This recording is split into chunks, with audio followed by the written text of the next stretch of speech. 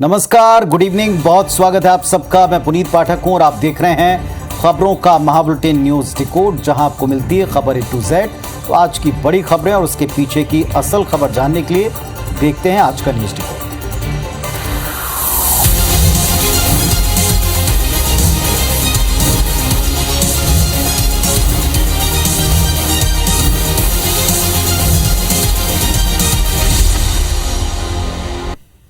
देश के माहौल को लेकर अक्सर हमने कई टिप्पणियां सुनी हैं, कई बार उसको लेकर खबरें भी देखी और दिखाई हैं, लेकिन क्या अब त्योहारों से पहले केंद्र को एडवाइजरी जारी करनी पड़ेगी, जहां पहले शांति समितियों की बैठक से काम चलता था?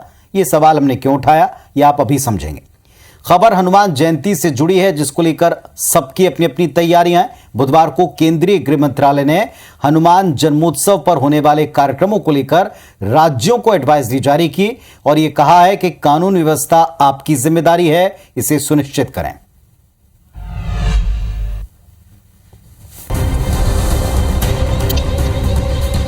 ये केंद्रीय गृह मंत्रालय का ट्वीट है। ट्वीट के लोगों में आप केंद्रीय गृह मंत्री अमित शाह की तस्वीर देख सकते हैं। इस ट्वीट में केंद्रीय गृह मंत्रालय ने जानकारी दी कि उन्होंने सभी प्रदेश सरकारों को एडवाइजरी जारी की है। गृह मंत्रालय की ट्वीट में लिखा है कि गृह मंत्रालय ने हनुमान जयंती की तैयारियों को लेकर सभी राज्यों को एडवाइजरी जारी की है। राज्य सरकारों को कानून व्यवस्था को सुनिश्चित करना चाहिए ताकि पर्व शांतिपूर्ण तरीके से मनाया जा सके। इसके साथ उन तत्वों पर नजर रखनी चाहिए जो समाज में सौहार्द को बिगाड़ सकते हैं। इसके साथ ही भोपाल पुलिस ने कुछ इलाकों में शोभा यात्रा की परमिशन को रद्द कर दिया है। इसमें इस शोभा यात्रा की अनुमति भी कैंसिल कर दी गई, जो बीते 15 सालों से निकल रही थी, क्योंकि ये शोभा यात्राएं मुस्लिम बहुल इलाकों से निकलने वाली थी।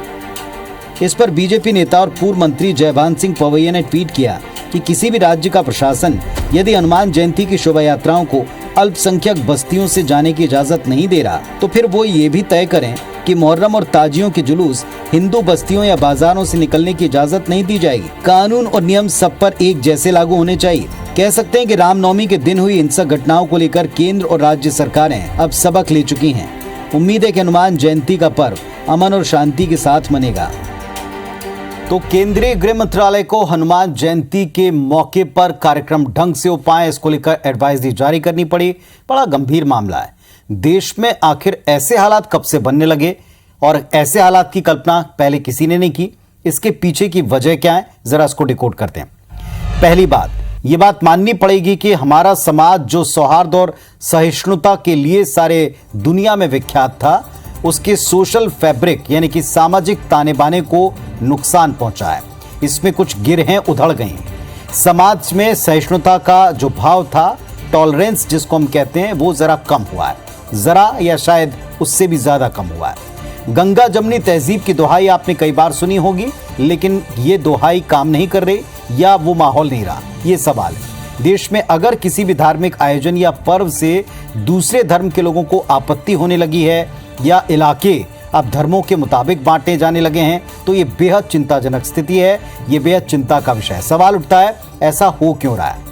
साफ और सीधा जवाब इसका ये कि समाज में ध्रुवीकरण बड़ी तेजी से काम कर रहा है।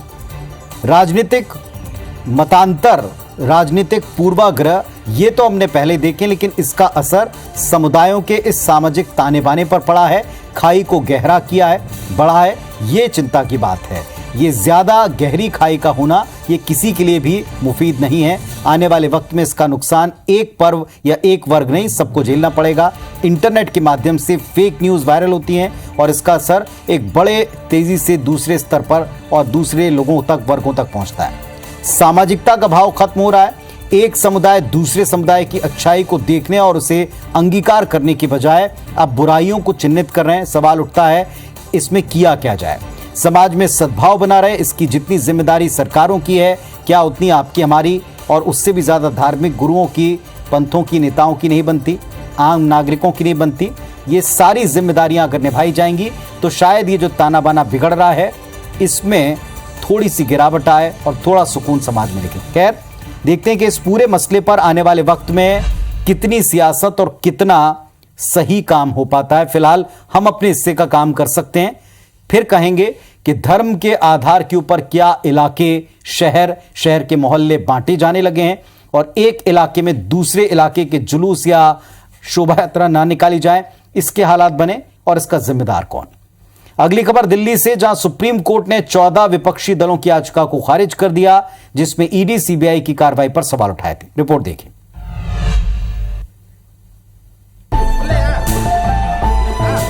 बुधवार का दिन 14 विपक्षी दलों के लिए बेहद निराशा लेकर आया। बुधवार को सुप्रीम कोर्ट ने विपक्षी दलों की याचिका खारिज कर दी। कांग्रेस समेत 14 पॉलिटिकल पार्टीज की केंद्रीय एजेंसी के दुरुपयोग संबंधी याचिका को सुना नहीं गया। सीजेआई डीवाई चंद्रचूड़ ने कहा कि राजनेताओं को किसी तरह की इम्यूनिटी नहीं मिली, उनके लिए अलग प्रक्रिया कैसे हो सकती है। अदालत ने याचिकाकर्ताओं से कहा कि आपने जो आंकड़े रखे वो केवल राजनेताओं से जुड़े हैं, आपका उद्देश्य सिलेक्टिव टारगेटिंग है। विपक्षी दलों की ओर से वरिष्ठ वकील अभिषेक मनु सिंघवी पेश हुए थे। याचिका दायर करने वालों में कांग्रेस, तृणमूल कांग्रेस, आम आदमी पार्टी, राष्ट्रवादी कांग्रेस पार्टी, शिवसेना, यूबीटी और दूसरे दल शामिल थे। इन सबका आरोप था कि भारतीय जनता पार्टी की अगुवाई वाली केंद्र सरकार जांच एजेंसियों का दुरुपयोग कर रही है। याचिका में केंद्रीय जांच एजेंसी सीबीआई और ईडी की हालिया छापेमारी का जिक्र भी किया गया था। तो इस पर सियासी बयान और सियासी मोर्चे अपनी जगह, लेकिन आखिरकार वो फैसला जिसका इंतजार 14 विपक्षी दलों और केंद्र सरकार को था, वो इंतजार आज खत्म हो गया है। वो फैसला आज आ चुका है। विपक्षी दलों की जांच एजेंसियों की कार्रवाई और नेताओं की गिरफ्तारी से छूट की मांग वाली याचिका खारिज कर दी गई। इस फैसले के मायने क्या है, इसको समझना पड़ेगा। डिकोड करते हैं। एक बात सभी राजनीतिक दलों को अच्छी तरह समझनी पड़ेगी कि भ्रष्टाचार जैसे मसलों पर किसी भी दल के किसी भी नेता को छूट मिलने के बारे में विचार नहीं होगा। ये बात समझ लेना पड़ेगी।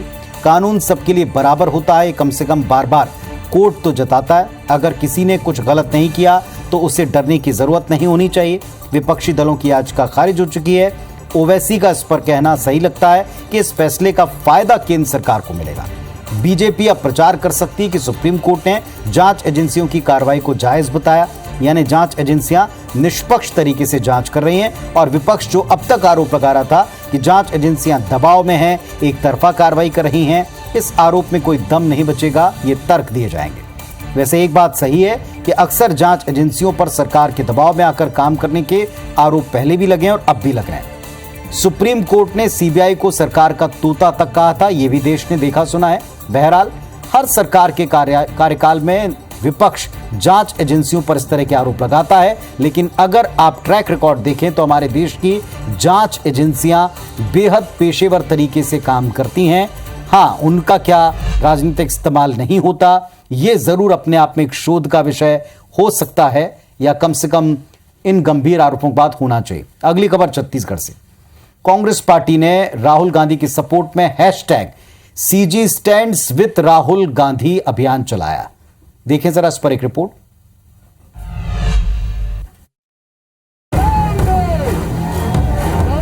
प्रदर्शन की ये तस्वीरें सिमगा की हैं, जहां बुधवार को कांग्रेस कार्यकर्ताओं ने प्रदर्शन किया। राहुल गांधी की लोकसभा सदस्यता रद्द होने के विरोध में नेशनल हाईवे को जाम कर दिया गया।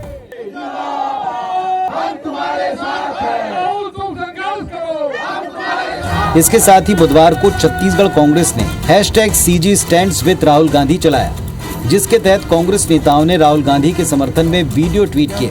वीडियो ट्वीट करने वाले नेताओं में पीसीसी चीफ मोहन मरकाम, आबकारी मंत्री कवासी लखमा, छत्तीसगढ़ कांग्रेस प्रभारी कुमारी सैलजा शामिल हैं। राहुल गांधी को घर की जरूरत नहीं है, राहुल गांधी को सदस्यता की भी जरूरत नहीं है, क्योंकि राहुल गांधी इस देश के लोकतंत्र की, इस देश के आम नागरिक की वो आवाज है जो कभी दब नहीं सकती। हम सभी लोग राहुल गांधी जी के साथ खड़े हैं। इसी तरह सीएम भूपेश बघेल ने कैंपेन के तहत ट्वीट कर अपना समर्थन जाहिर किया, जिस पर बीजेपी ने सवाल उठाया। पूरी गतिविधि अगर आप देखें, देश का स्वरूप क्या होना चाहिए,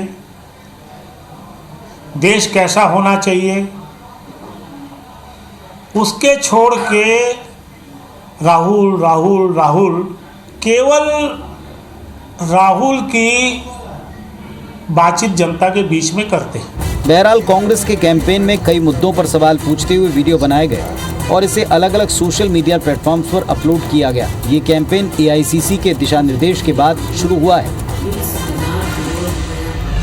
तो राहुल गांधी का सपोर्ट, अपने नेता का सपोर्ट कांग्रेस पार्टी कर रही है, यहां तक ठीक है। उनके विरोध में जो कार्रवाई उन पर की गई, देश भर में आंदोलन है, लेकिन छत्तीसगढ़ में राहुल गांधी को कुछ दिनों पहले राष्ट्रपुत्र कहकर संबोधित किया था, अब उन्हें आधुनिक भारत का महात्मा गांधी तक कहा गया है। इस पर भी एक रिपोर्ट देख लीजिए।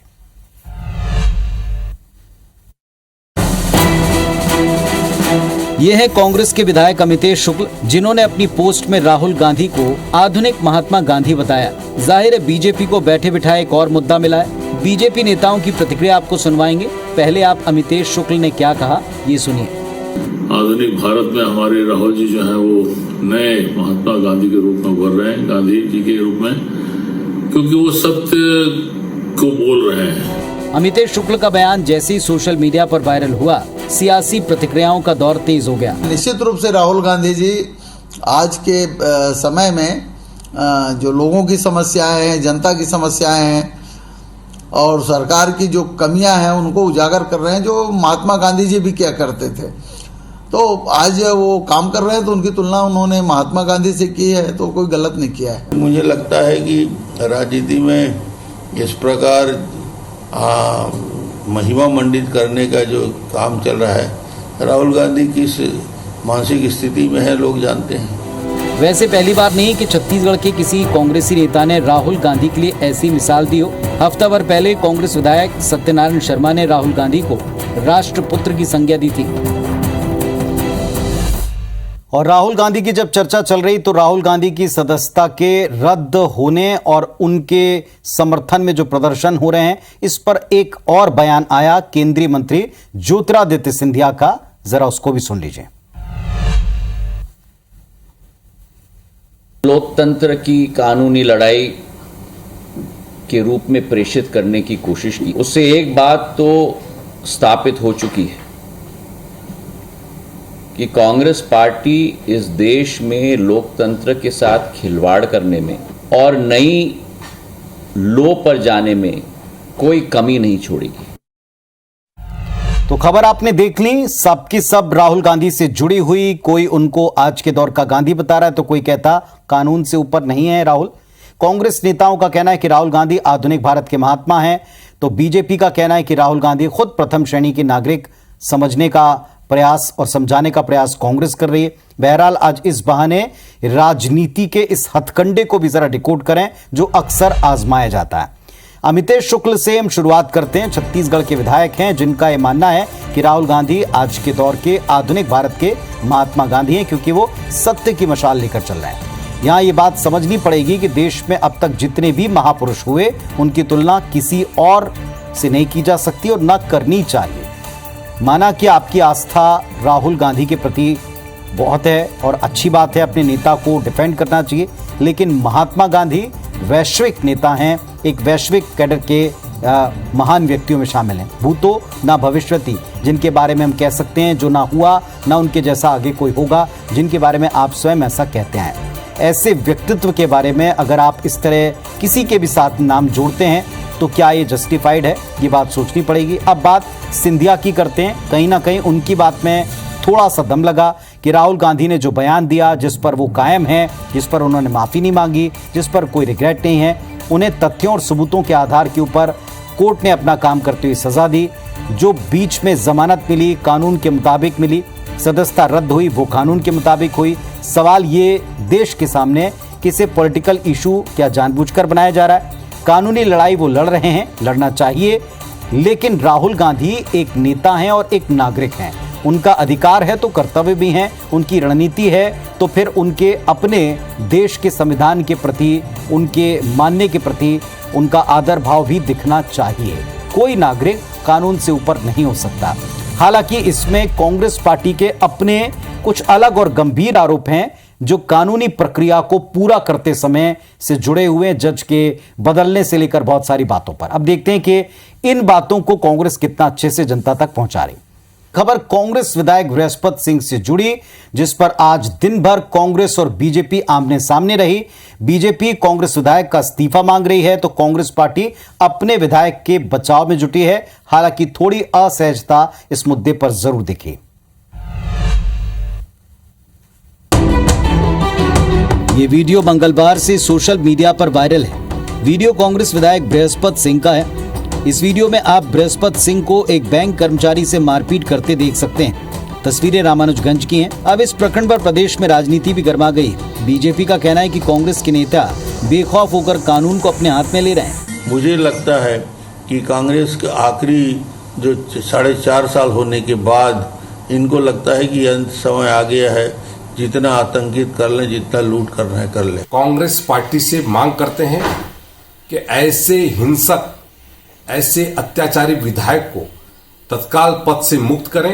वहीं दूसरी तरफ कांग्रेस बृहस्पति सिंह के मारपीट मसले पर बैकफुट पर नजर आती है। कांग्रेस घटना की निंदा कर रही है और बृहस्पति सिंह का बचाव भी कर रही है। देखिए, ये कुछ अधिकारी जो है 15 साल में भारतीय जनता पार्टी के राज में निरंकुश हो गए थे। बहुत सारे लोग तो सुधर गए हैं, कुछ लोग नहीं सुधरे हैं, तो उनको ठीक तो करना पड़ेगा। कुल मिलाकर चाहे जो कहा जाए, लेकिन कांग्रेस एमएलए बृहस्पति सिंह ने बैंक कर्मी के साथ जो व्यवहार किया वो एक जन प्रतिनिधि तो क्या, किसी सामान्य व्यक्ति तक को शोभा नहीं देता। तो आज का इतना बड़ा मुद्दा था। एक तरफ कर्मचारी भी इसको लेकर के 2 दिवसीय अपनी घोषित हड़ताल पर चले गए हैं। आज इन तीनों लोगों को पक्ष विपक्ष और कर्मचारियों के पक्ष को लेकर हमने डिबेट भी किया, आपने देखी होगी।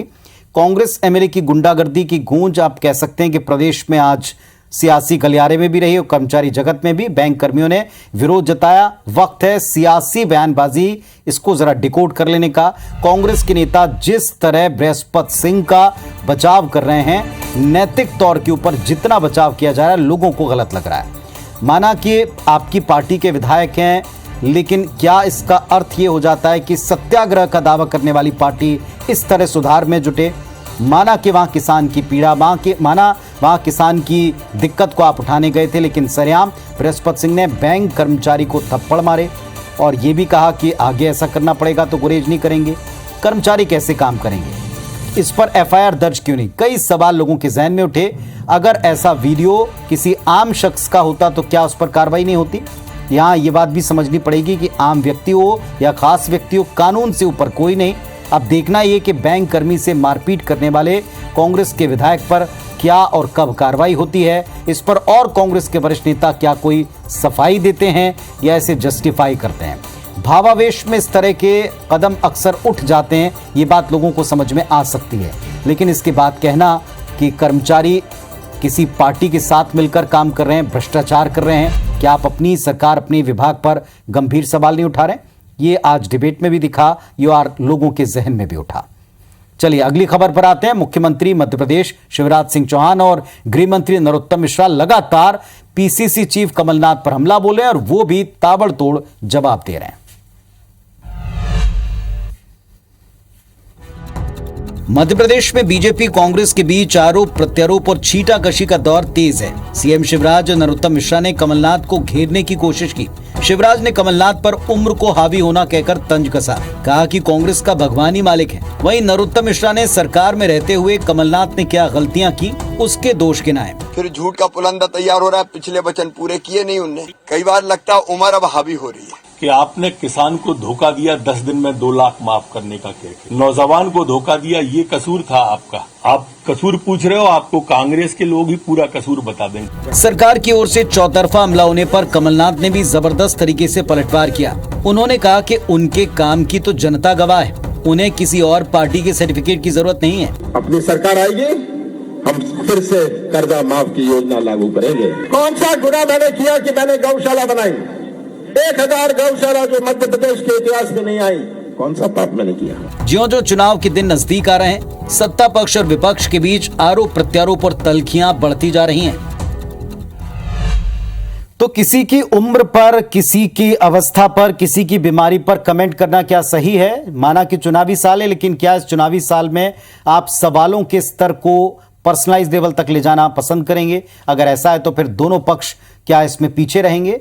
ये तमाम बातें हैं। हाँ, जनता के मुद्दे पर आप खुले मंचों पर आरोप लगाएं, सवाल पूछें, उनके उत्तर मांगें, ये बात सबको समझ में आती है, लेकिन पर्सनल लेवल पर क्या बातें जाना चाहिए ये जनता भी पूछ रही है। चुनावी साल है, लिहाजा कांग्रेस बीजेपी सरकार को हर मोर्चे पर घेरने की रणनीति बना रही है और इसी के तहत पार्टी ने सरकारी विभाग में भ्रष्टाचार से जुड़े मामलों को उजागर करने का एक प्लान बनाया। देखें।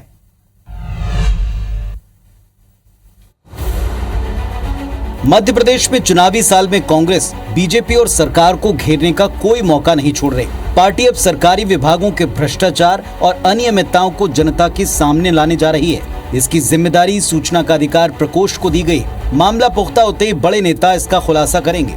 डॉक्टर मनमोहन सिंह जी ने ये कानून जब लेके आए थे आरटीआई का, तो उसका लोगों ने विरोध किया था। क्यों? सारी चीज सामने निकल के आती है। आज उसका उपयोग अगर आम आदमी करता है, भ्रष्टाचार उजागर करता है, तो खुशी की बात है। हम निश्चित रूप से आरटीआई के माध्यम से मध्य प्रदेश शासन के भ्रष्टाचारों को उजागर करने का कार्य करते रहेंगे। कांग्रेस की कवायद पर बीजेपी सवाल उठा रही है और इसे ब्लैकमेलिंग बता रही है। कांग्रेस मुद्दा विहीन है। कांग्रेस के पास में मुद्दों की समझ, मुद्दों की पकड़ नहीं है। उधार के मुद्दे लेने का प्रयास ये कर रहे हैं, लेकिन क्षमा करिएगा, ब्लैकमेलिंग का धंधा मध्य प्रदेश में नहीं चल पाएगा। बीजेपी भले ही कुछ भी कहे, लेकिन कांग्रेस ने इसके लिए जिले से लेकर प्रदेश स्तर तक ऐसे कार्यकर्ताओं की फौज बनाई है जिन्हें पूरी प्रक्रिया की ट्रेनिंग भी दी जाएगी। तो अच्छी बात है कि एक अधिकार जो जनता को मिला है, अगर विपक्ष इस अधिकार से जनता के मुद्दे उसकी आवाज बनता है तो बहुत बेहतर बात है। लेकिन जनता भी जरूर पूछेगी कि इसके लिए चुनावी साल तक का इंतजार ही क्यों किया। आज की न्यूज डिकोड में बस इतना ही। तमाम खबरों अपडेट्स के लिए IBS 24 देखें और डिकोड के लिए कल फिर इसी मंच पर मुलाकात होगी। नमस्कार, शुभ रात्रि।